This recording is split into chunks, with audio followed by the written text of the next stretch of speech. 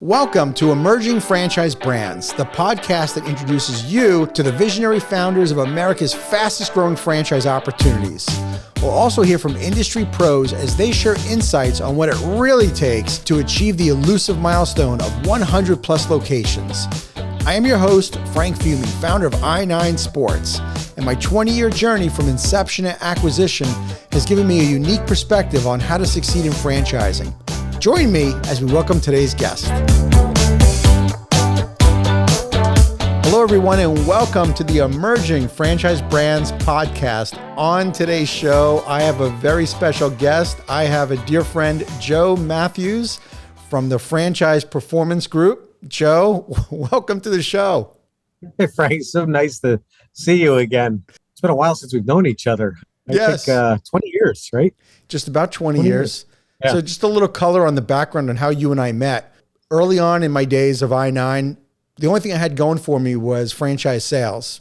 Everything else was kind of a mess. Infrastructure-wise, staffing was a little bit of a mess. Franchisee consistency of running the operation was a bit of a mess. We didn't have much of a marketing plan. And so I go to Hollywood, Florida. I go to an IFA event, and you were one of the speakers there.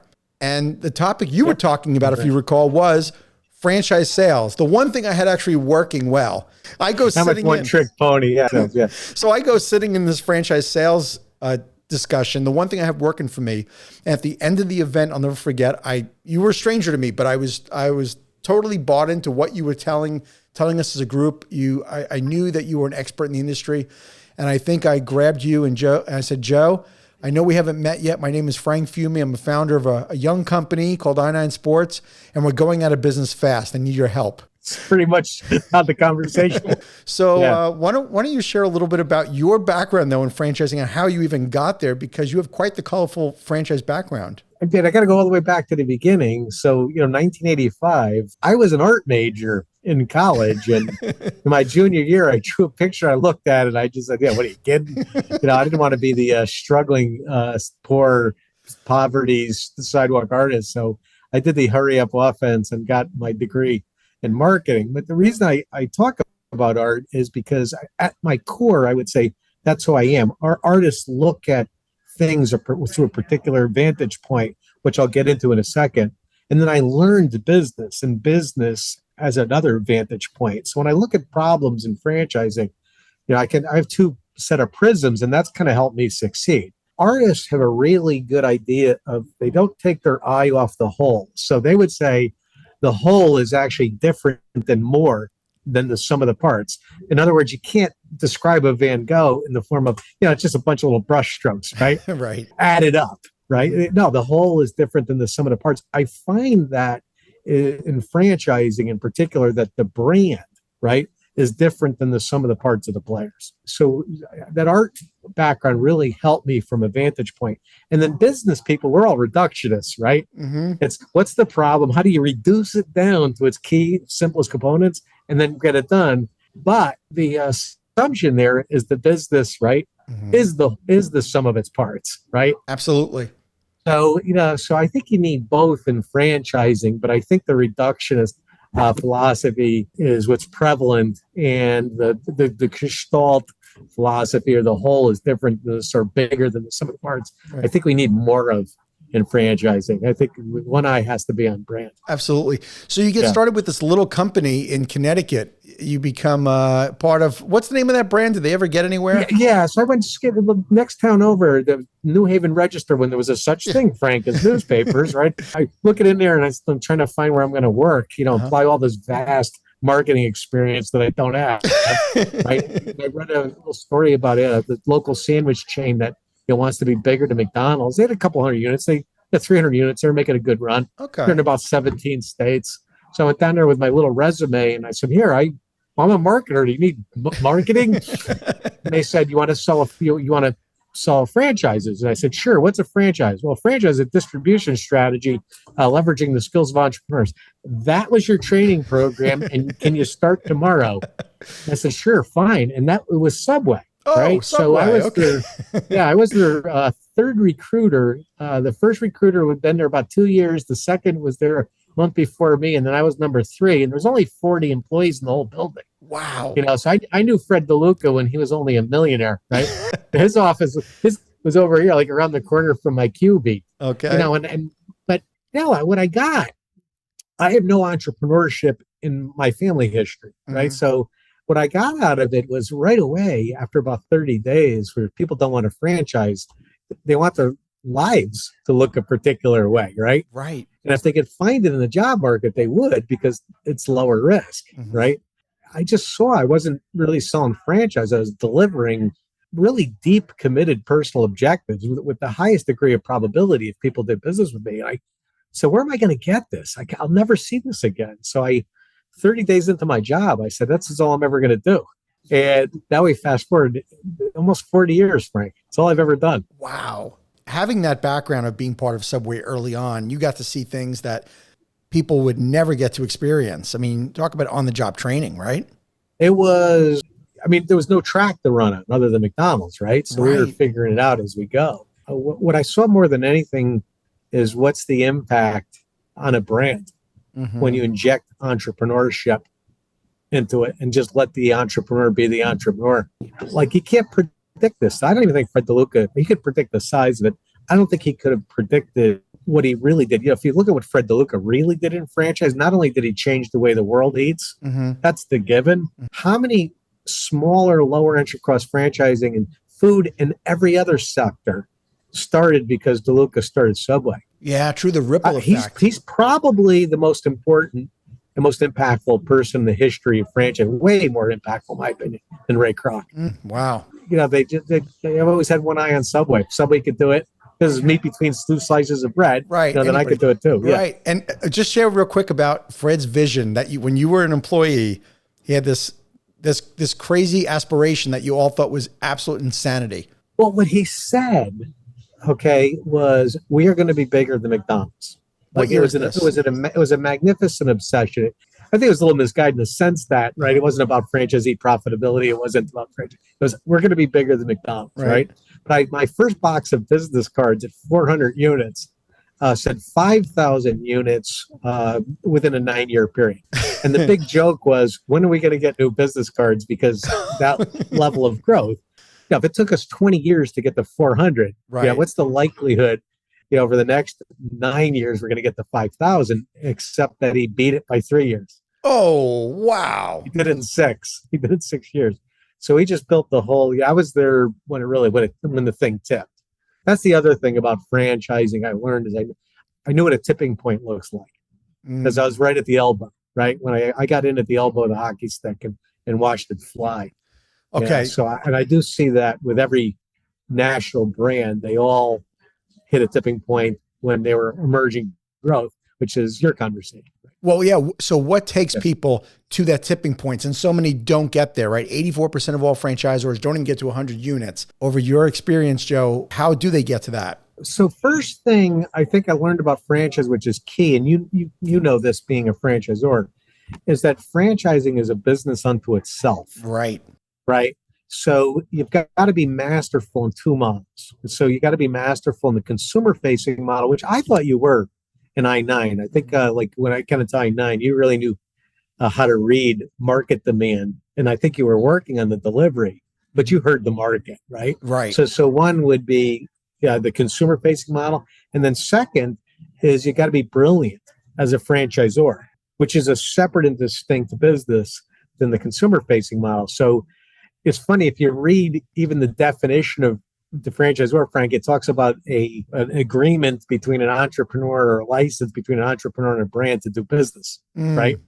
So we don't even have good definitions about because I would say that's the last thing a franchisor is a license, right? Right. Exactly. Or a franchise is a license, because they don't get legal when they're not working. They don't get legal when they're working, right? So we, in our company, we define franchising as recruiting, training, developing, resourcing, and leading a team of entrepreneurs to build a brand. So notice what's missing from that definition, because I saw you nod, and you must agree with the definition on some level, right? Absolutely. What's missing from that definition is what's the product, right? Right, exactly. What are we selling? Doesn't matter. It doesn't matter. Right, so now, can you recruit? Can you train? Can you develop? And can you lead a team of entrepreneurs who can work together to build a brand? I think I've worked every industry in franchising except for hotels, because I stay in franchising, which is how I defined it. Let's start with that first step. Let's talk about recruiting, since that's, of course, if you don't recruit, you don't have a franchise system, right, initially. Is that not the expertise of your business, of the Franchise Performance Group? Yeah, right? that's where I spend most of my time. Yeah, so I'm pretty well-rounded, but I would say I'm best known, in franchisee recruitment. So let's talk about today. What's going on in franchise recruitment? So I think we're back to the old philosophy of sales. I think, so if you're asking me, like, go back to the definition of franchise, would be recruiting, right? Mm-hmm. So I see the front part of that as talent acquisition, like who you putting on your team. But if you go to these events, we're back to sales speak. We're back to, I think, putting sales guys in those roles.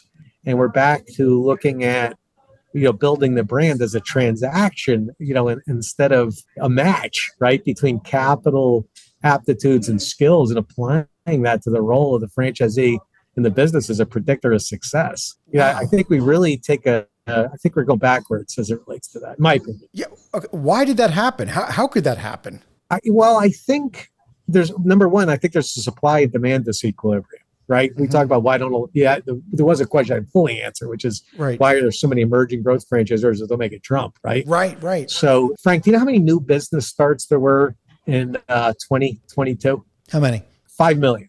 5 million applications for new businesses. Do you know how many new franchise starts there were? About 28,000, maybe 29,000. That would include existing franchisees expanding within the same system, right? Mm-hmm. So let's assume nobody really knows, but let's assume it's half the development is existing franchisees expanding organically because it's a successful brand. That's what it would be, right? Mm-hmm. That means there's only about 15,000 new franchisees a year, right?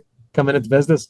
80% of them buy a business or buy a brand of 800 or more units, right? So in other words, they want the established brands. They don't want the new guys. They don't want the emerging growth guys, right? So that leaves, if you look, if there's 4,000 brands and let's call it 80%, which is a little more than that, don't get to 100 units. Mm-hmm. You math it out. That means there's about 3,200, 3,300 brands going after 3,000 to 4,000 new franchisees that will buy an emerging growth brand. That's one per brand. Wow. The numbers don't work. Right. The numbers flat out don't work, right? In any market, economics 101, right? When there's more demand than there's supply, what happens to price? So how many franchisors are lowering their franchise fees? How many are rolling their royalties? They're going up, right? So they can work with the brokers. So they're actually raising fees. The construction costs are, everything's going up, right? So it's completely ass backwards, which is, they're not looking out there. They should be consumed with, how do we de-risk the model? How do we incentivize growth? How do we lower the front end? And for an emerging growth franchisor, if you look at the numbers, because we'll probably get into exit values at some point in this conversation, right? If you look at the exit values at emerging growth, that franchisee is worth more to the franchisor than the franchisor is worth to that franchisee, in my humble opinion, often. Right? They should be incentivizing these guys to come in, right? But it's not occurring. It's not at any meaningful level. But the other big trend we're seeing too is now these PE firms that are coming in, they're creating platforms, these portfolio of brands sometimes out of thin air. It wasn't even like it was 5 years ago where you needed to hit like a 5 million EBITDA before they'll be even interested. Now they're right out of thin air starting, a platform. What are your thoughts on that? Yeah, but most of them are coming and they're spinning out a brand of 1 to 2 million in EBITDA. I'm sorry. The big economy, like you said, was originally 5 million. Then I've seen it go down to about 2 million. I'm talking about the established players like the Princeton, Thompson Streets, et cetera, and so on. But then they're dipping lower once they're bolting on these brands, as long as it's a similar with something complementary to the platform. Sure. But they're professionalizing franchising, from what I can tell. My experience is most of my clients are PE backed. So I would say. The entrance of PE into the marketplace, even though it's making people greedy and sometimes stupid, I say it's unbalanced. It's professionalizing franchising. It's been a good thing. Yeah, you think it's something that's been like a long time coming? Professionalizing franchising, I think, has been a long time coming. Yeah. Like if you really, we had this conversation a little bit off air, right? So you had I-9 Sports, right? So you had a business format that if somebody followed your step-by-steps, Okay. The logical outcome was going to be a vibrant business, almost certainly. Franchising is never done for the franchisor, which franchisors do for franchisees. There's no franchisor model. Show me the paint by numbers. Show me the book.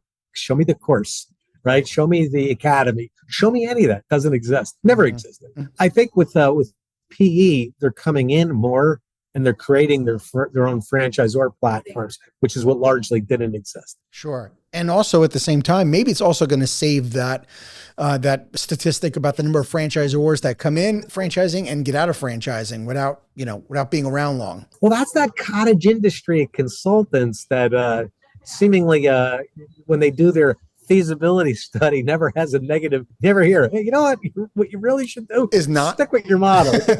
You never hear that. Yeah, no. Yeah. So as long as those attorneys and consultants exist and they're in the business of setting people up as a franchisor, that's going to exist. It's about 250 to 350 new brands come out every year like clockwork, except for maybe COVID. Yeah, but it doesn't increase demand, does it? No, it doesn't. And franchise recruitment, though, is the primary reason, I would imagine, why a lot of these franchisors don't really get going. There's a capitalization issue, and then also there's a demand issue. They want the bigger brands. So then what do? They sell as hard as they can, right? Because most of these guys, they gotta monetize their investments. But it's always at the expense of, right? The franchise candidate instead of with them. And if you really think about it from an investor standpoint, right? Can you and I agree that generally more times not smaller brands are higher risk? Sure. Because they don't have the track record, right? Absolutely. It's like a stock, right? And then the smaller brands generally don't produce the returns of the bigger brands, right? Mm-hmm. Okay. So if you're an investor, right, why should I go with the higher risk and lower return?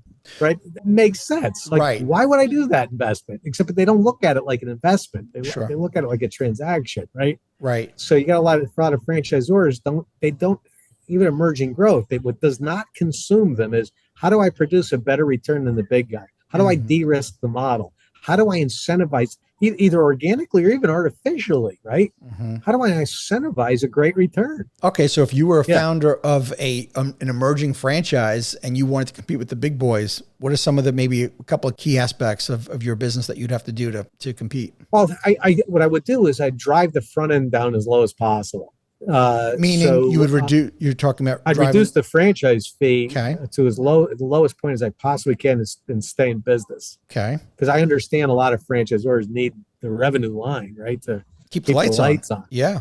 Yeah. So what I might do is do a balloon payment and I would bake in performance criteria. Like, look, you don't owe me the money unless these things happen. Okay. But if these things happen, then I want, and can we both agree I earned the money and right? So stroke the check. I would probably stair-step royalties as a buffer, right? We worked with a franchisor one time. It's the sales in a very crowded space. If sales weren't X, royalties were 1%. Year two, if they weren't Y, royalties were 2%. Year three, if they weren't Z, then royalties were 3%. And then we got the buyer to agree. Look, if you're not hitting decent numbers by year three, can we both agree it was a bad investment decision? Right. Then we'll just have you exit. But one of the things I learned by sitting in the valuation meetings, though, Frank, is that you can offer these incentives on royalties. It reduces cash flow. It doesn't reduce equity. Because when a franchisor when a private equity firm buys the business, as long as those royalties melt, they'll give you the enterprise value of the full royalty stream and model it forward. So you're not really losing anything other than the cash flow.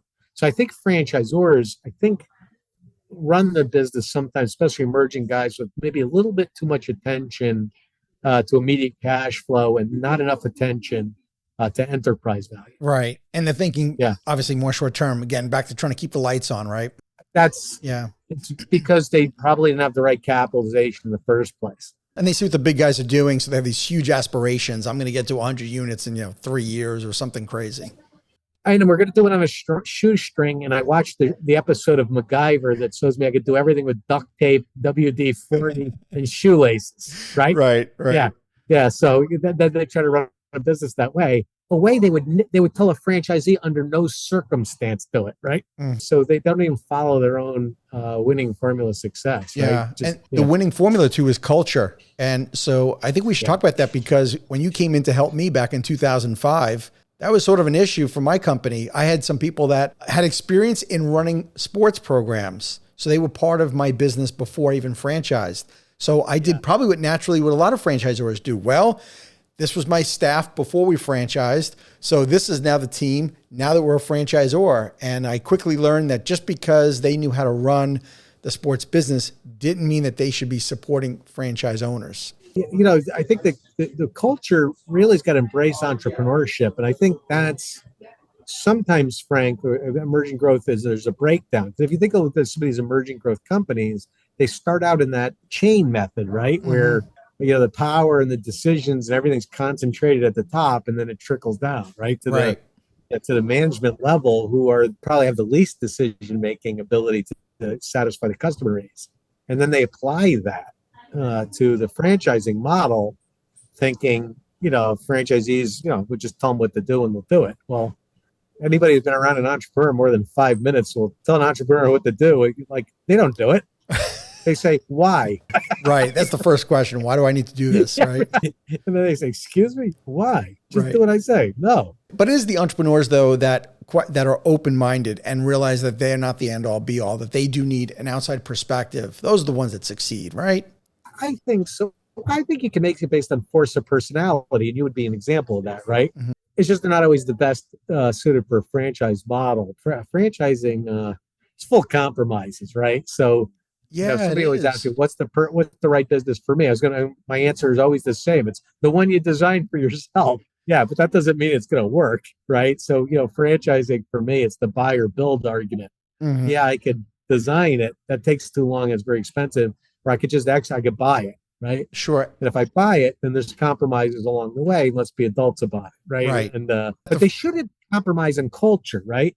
Like core values, that should be in alignment. You shouldn't compromise on that. Compromise on go-to-market strategy. Like the franchisee's got to really embrace the CEO's vision on how they're going to go to market, what the value proposition is, and ultimately what do you want the business to mean to the marketplace? Because if you're not in alignment on that, then they have no purpose of being in the brand. Sure. Getting buy-in as an entrepreneur, though, could be let's face it, it's a little bit of a challenge. Realizing that when you're an entrepreneur before you franchise, you get to make the final decision. You just get to do what you think is best. And as the franchise system grows, suddenly you just can't turn. I used to like to say, you can't turn like a speedboat. You have to turn a little bit more like a cruise liner, where you have to get buy-in from people. Now there's an FAC involved, there's staff involved, there's more constituents to get involved in the decision-making buy-in. And you got to respect the investments franchisees are making in the business, because they've got risks too, right? Right. And even on the emerging growth, when you get emerging growth, some of these, I call them listening structures, right? It can be formal or informal. Either one will work. Mm-hmm. You just got to know what the franchisee's concerns are. They need to be addressed and they need to be considered. Sure. They're part of the model, right? Right. Yeah. I remember, this goes back years ago, you had written a book that talked about the different stages that a franchisee goes through. Remember, it was like the honeymoon period, and I forgot do you remember that? Some of the phases. What are some of the names again? Actually, it's funny. I'm relaunching. I just signed a book deal with Wiley. Oh, congratulations. And, I'm publishing that now. So I was just looking at it yesterday. Yeah. So there's the launch. There's the grind, which is kind of when an entrepreneur demands results. They really don't have the capacity to produce yet, just because they're used to producing. Right.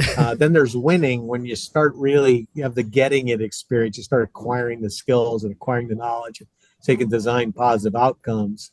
Then we call it the zone, where you're on autopilot, right? Just winning is habitual, right? Right. And then the exit, right? When's it time to cash out? So it's kind of those stages. Yeah, I remember reading it. We were out of that period of that grind. Once you get to able to survive on royalty and not having to sell another franchise to keep the lights on, is a life-changing moment for every franchisor. That's the epitome, right? That seems to be the real difference-making inflection point. We even have a term for that now, right? Right. Called royalty self-sufficiency. Yeah, well, because you operate differently. You don't operate out of fear or desperation anymore. You're able to make really good decisions without worrying about where your next, when the next Yeah, payroll is going to be covered. yeah, I would call it a survival mentality, Right. right?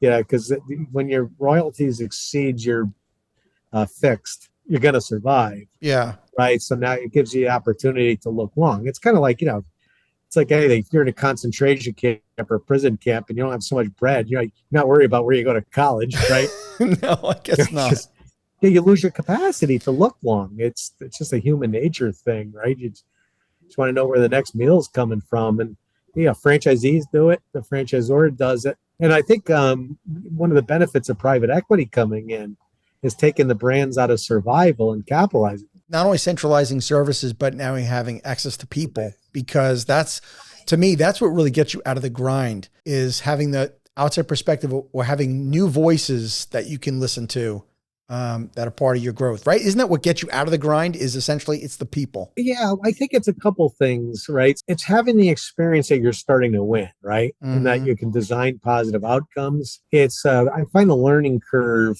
in a business sometimes when you're in that grind, it's a blind curve, right? So I tell this story sometimes about when I was teaching my son how to ride a bike. Yeah, he wiped out a couple times. The third time he wiped out, he told me if he had a different bike and he lived on a different street and he had a different father, okay, then he would be riding his bike, right? And it almost looks that way, right? If I have a different advisors, have a different model, different franchises. In other words, it's all Right. going on out there, yeah, right? absolutely. Right. There's nothing you can do to impact it over here until eventually you can.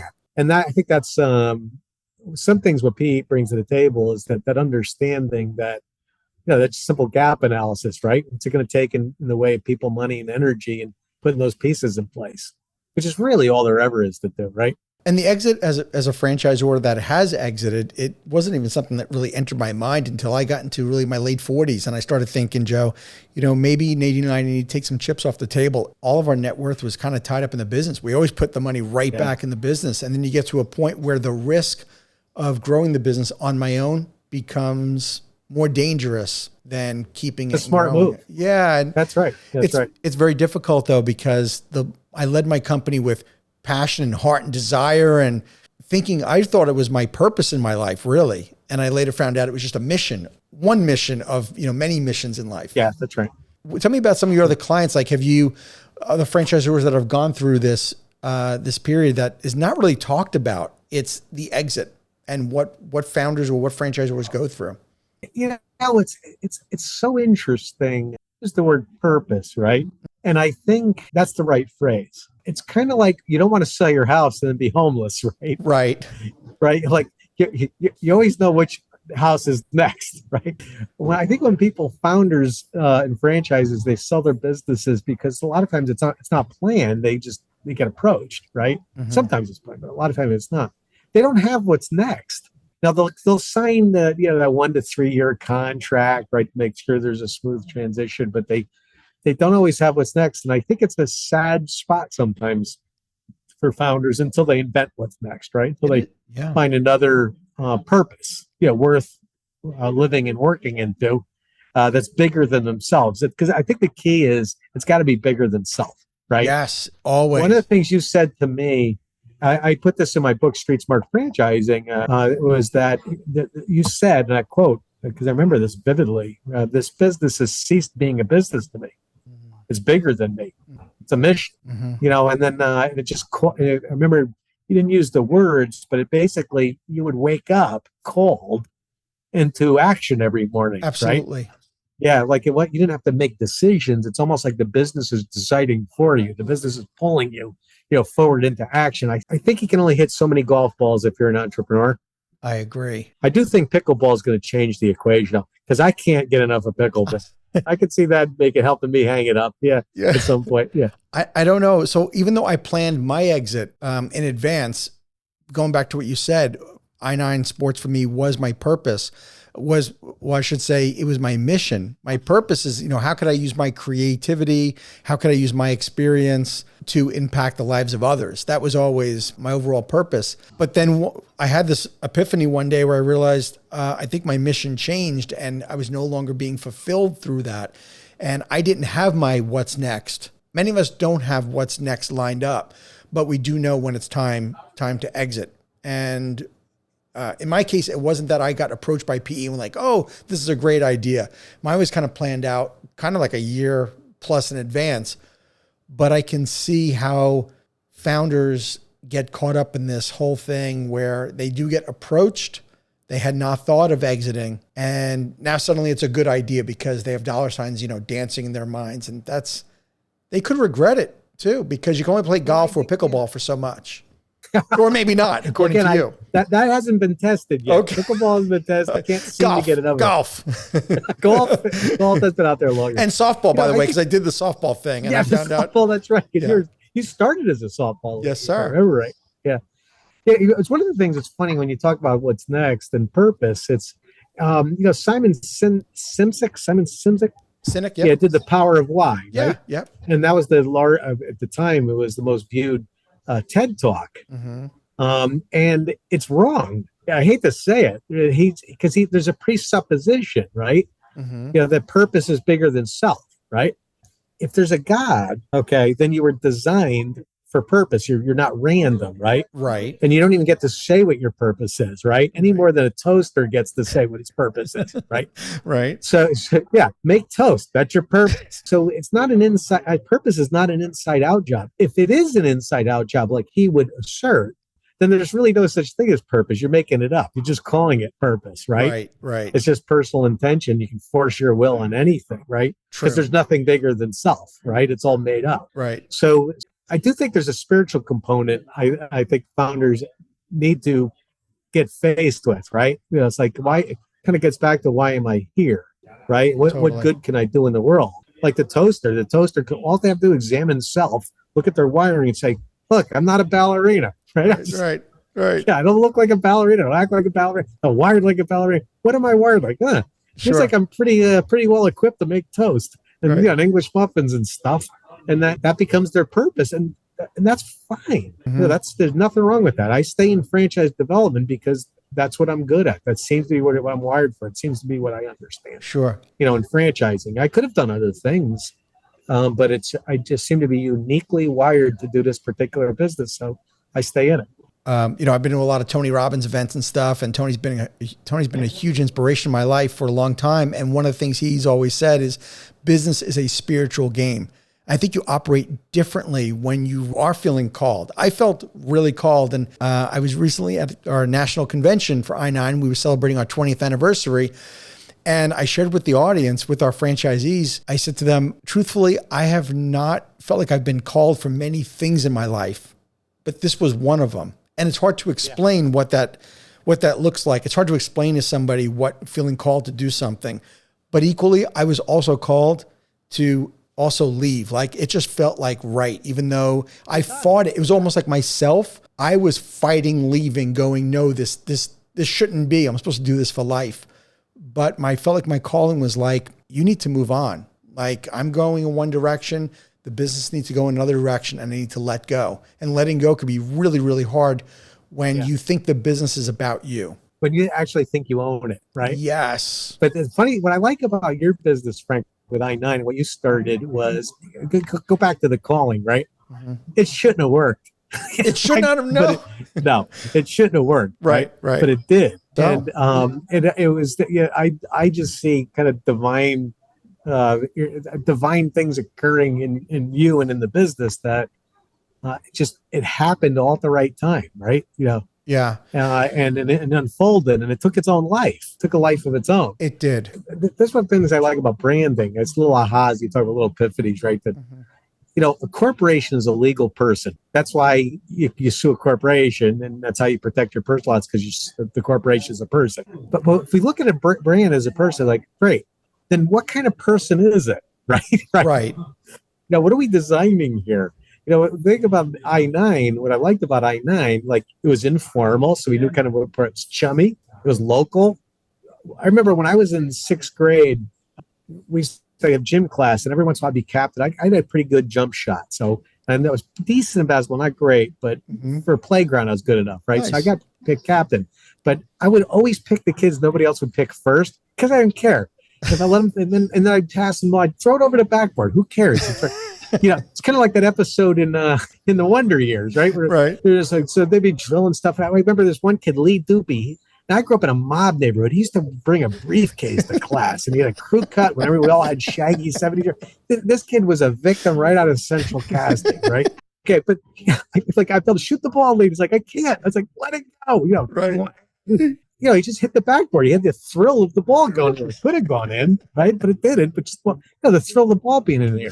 Now, I thought that's what I-9 was, right? You didn't get the kids from the travel leagues, right? We did not. No, but I knew that. You want to have fun and run around and play, right? I knew that mom was our customer, though. Where so many leagues went wrong, Joe, is that people that started leagues thought, I need to be in the competitive travel space. But that was a sliver of the market. The other 90% just wanted to play and have fun, like you're saying. And that's, and you were a facilitator of that, right?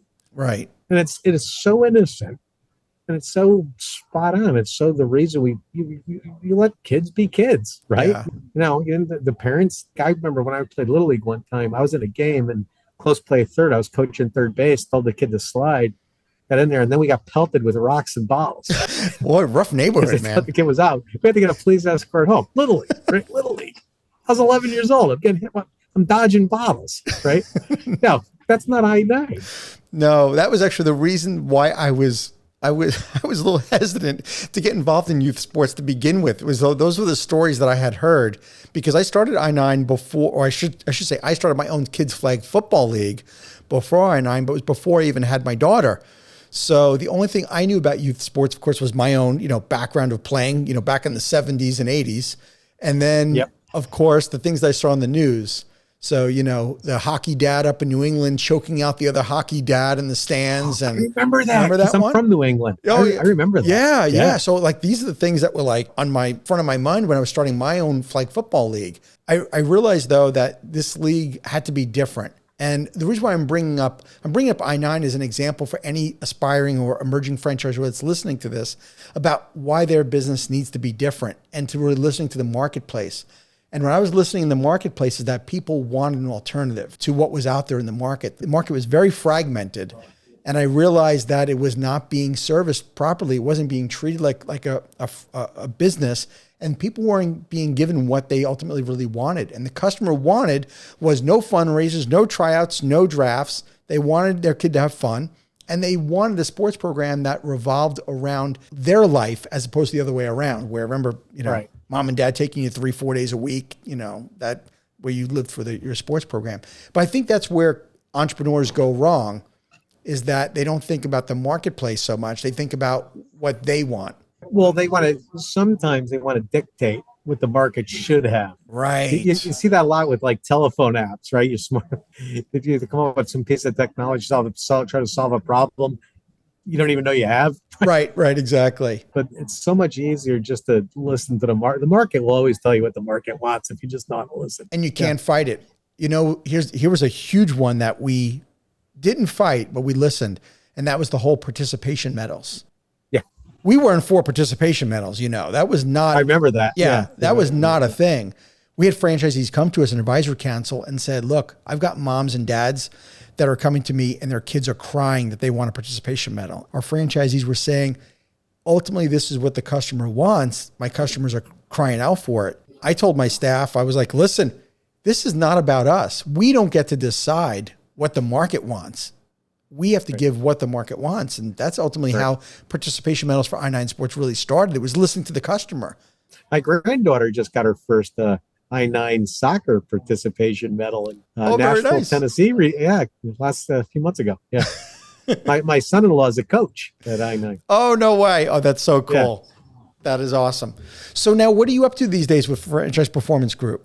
What's the latest and greatest? So still on, let's say the pie is 100% of our revenues, right? Mm-hmm. So at any given year, it's about 20% advisory. So we just help franchisors be franchisors. Generally, go to market as a franchisor and how to attract more franchisees, make their business more valuable to the entrepreneur. Second would be have a digital agency. So we do lead generation. So that would be website design, lead generation content, lead nurturing type content. And then we also have a team of recruiters that work our leads. And our kind of secret sauce is our recruiters understand digital marketing, and our digital marketers understand recruiting because we keep it in-house and we make sure they talk, right? We don't do consumer agency work. So if our clients go to FPG, it's not a pizza shop going into sink your teeth into this mouth-watering opportunity and make your dough and pizza. It's like, that's crap, right? Right. So we don't do that, right? So we just show franchisors how to attract talent, money as an investment opportunity. How do you think it's changed since COVID?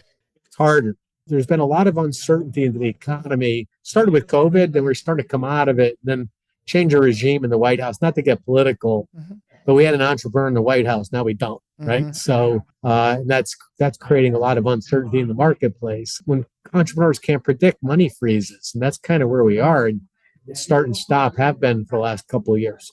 And then as things become more self-directed, they're entering the recruitment process further, right? They're more educated by the time they talk to a buyer, which means you better understand digital marketing, you better understand content, because the whole buyer journey, like every other buyer journey, is becoming more self-directed.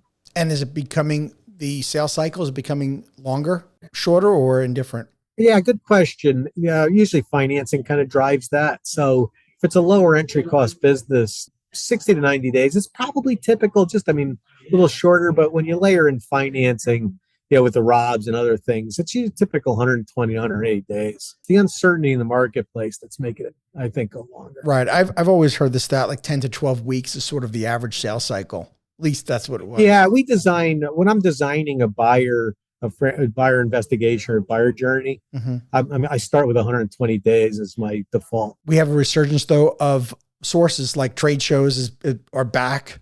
Lead generation, like anything, it's intersecting the buyer at their point of interest. So it's like, so where are people going who want to buy a business? They're online, right? So most of your dollars need to be focused online. I think your trade shows, there's entertainment value, but that would be the last place I would put money, not first. Yeah, but they're getting more foot traffic, but you're saying they're just not getting more deals. I don't think they're getting deal flow. Yeah. Maybe they are, but relative to what? They almost were out of existence, right? Yeah. And what about the web portals, the franchise portals? I think I look at portals like pay-per-click, right? So I think they have a tendency, from what I could tell, to get people at the very, very top of the funnel. So they're good at grabbing contact information, or they're good at grabbing buyers. Yeah, but it takes a lot of human capital, right? To get. So like if I generate a lead on Google, 1 to 2% of those leads will close. Facebook might be 0.5, 0.7. The portals are like 0.25, which means 250 to 400 leads to do a deal. And are you seeing more clients going with using an FSO versus doing it in-house? I would assume so, because I think we were the first or second FSO 20 years ago. Now there's umpteen million of them. So I think that nobody seems to be struggling. Yes, I would assume so. It's an expertise.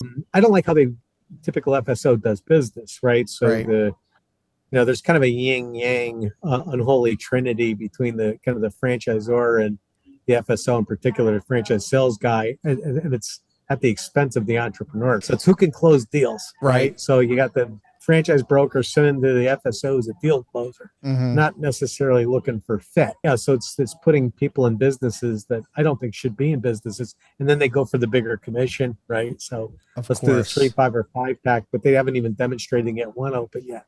So Joe, what would you say are maybe some of the common traits of your best performing franchisor clients when it comes to you helping sell franchises for them? Well, I think they understand the business they're in, right? So it's kind of, where do they focus? I think franchisors have a tendency to take one of two different cultures. They have an operations focus, so I would put you in that category when you were with I9, and then, or a franchise sales focus, right, where they're consumed with doing the next deal, right? So I would say franchising is a 2-metric business, and I think the franchisors that grow and have sustainable business models understand that, right? So I would say it's unit level economics. Right? You got to get an acceptable return on investment for your franchisee constituency. And that's got to be the norm, right? So the more than 80% of your franchisees have to get the returns they were looking at, or it's a turnaround brand. And then the second piece is the culture piece that you're talking about, right? So, entrepreneurship and the franchisee have to have a seat at the table, right? So totally, there's got to be a franchisee friendly environment. So for me, that's not a command and control environment, where I think a lot of franchisors default to. It's not a compliance environment like some bureaucratic franchisors would default to. I see it. Frank, you didn't use the term, but it's the servant leadership model, right? Totally. Yeah. Yeah. Right, where the CEO is the greatest servant. And if you serve the franchisee will serve the customer. Has been my experience. All the franchisor has to do is equip the franchisee and let the franchisee do what the franchisees do, right? Which is satisfy the customer. So I would say that's the model, and they understand it. So you've got the franchisor exists to recruit, train, develop, and equip franchisees who exist to satisfy the customer needs. And if everybody stays in their lane and performs well, really cool stuff happens and everybody wins. Absolutely. What's been your biggest surprise in franchising? Why don't I give you my biggest disappointment? Oh, go right ahead. Because I was part of a massive, I think, a brand failure. So there was one of the frozen yogurt brands, right? So we had the second resurgence of frozen yogurt. This time was the self-serve, right? So my client was the last entrant into frozen yogurt, but they had great unit level economics and great branding. So they looked bigger than they were. So I knew we could take this thing big, but I was concerned about everybody getting commoditized because they actually were serving the same product. Everybody bought from the same dairy. So they were literally serving the same product. Really? Right? I didn't know that. So they might have different flavors. Right.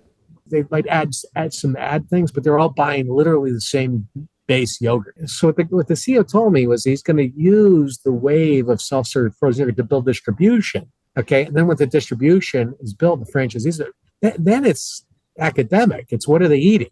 Because frozen desserts, it's always been a multi-billion-dollar industry, and people are always eating frozen desserts outside the house. Just what's your flavor? So we got it from 25 units to 500 units.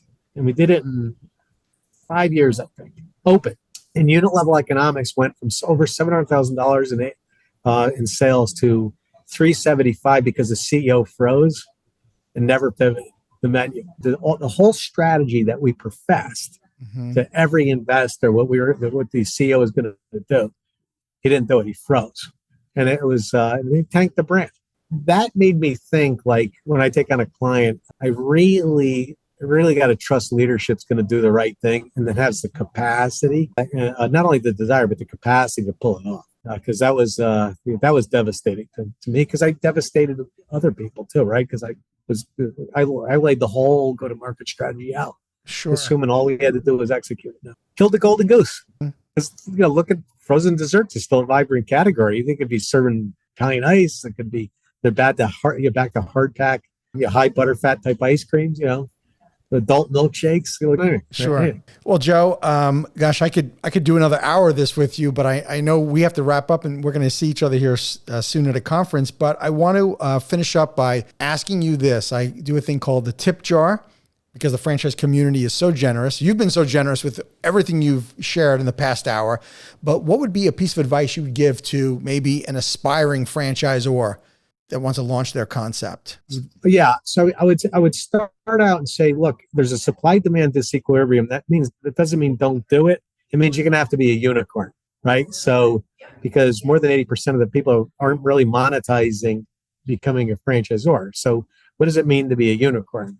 You've got to look from a branding perspective like a national brand already.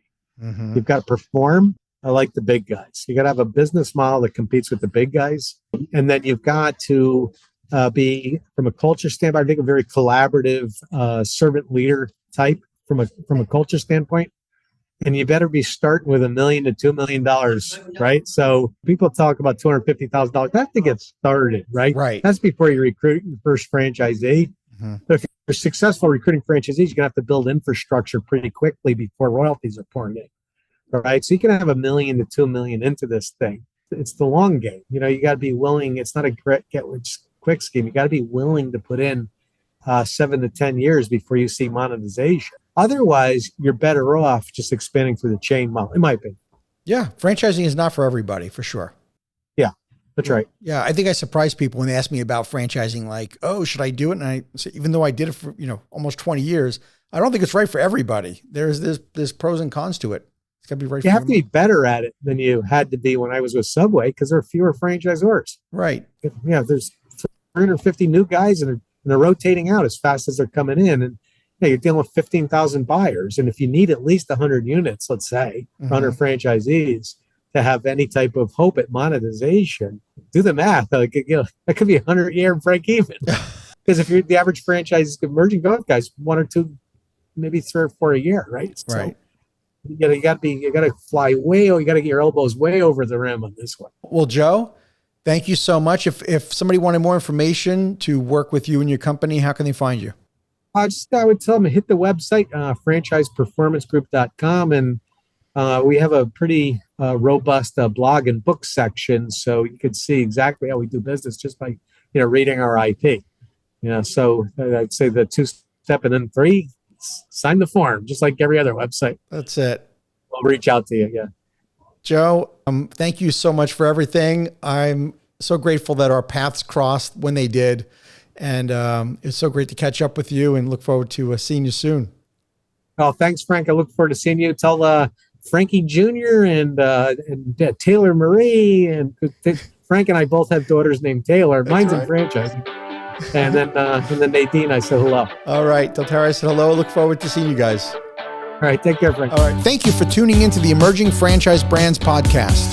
For additional insights, guest applications, and to stay connected, visit us at efbpodcast.com. The Emerging Franchise Brands podcast is for entertainment purposes only, and the views expressed do not necessarily represent those of Emerging Franchise Brands, its host Frank Fiume, or Emerging Franchise Group, LLC. Any discussed franchise or investment opportunity requires thorough investigation, obtaining proper disclosure documents, and expert consultation before making any investment decisions. The podcast and its host do not offer professional advice or endorsements, and they hold no responsibility for actions, representations, accuracy, or consequential damages related to the podcast content.